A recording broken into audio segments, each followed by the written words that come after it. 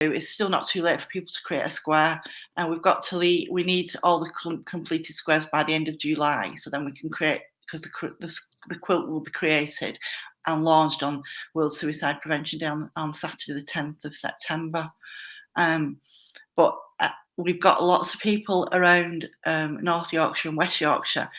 I'm really struggling with South. We've got a few in the group. We've got a Facebook closed group, and we've got a few, on my distribution list. But I really want to reach out to as wide as I can in South Yorkshire. Really, sadly, we're all in the same group because of our loss to suicide. Lots of parents as well. Lots of parents that have lost their sons and daughters to suicide in the group. Partners, husbands, wives. I lost both my husband Ian in 2019 to suicide. 2015, and then my daughter Beth in 2019. And sometimes if you recently bereaved, we've had somebody that's very recently bereaved, and they feel that they're stuck and they're not. But you can say to me, no, it's normal that. And like I said, we're not trained counsellors, and we would never say that we were.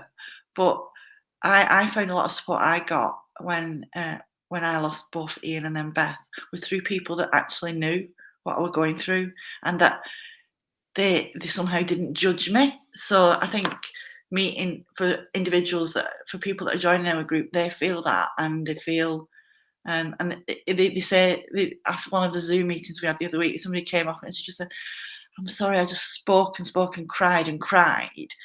But she said, "It's the first time ever I've been able to." She said, I don't tell my family anymore, I feel. So it is helping, I think. And I think the silence of suicide is still out there. We do so much more in the media, and now with the positive approaches to it, it's better. But we're still seeing high numbers of men kill themselves. It's still one of the biggest killers of men. We're seeing more young women that's taking their own lives, and now a lot younger children as well. And if suicide and death is your only option, then that is inconceivable. It's quite beautiful to see. The Manchester quilt is really beautiful. It's breathtaking, and I believe ours, the Yorkshire one, because we're such a big county, we've got so many people that are already creating squares. Some have done their squares.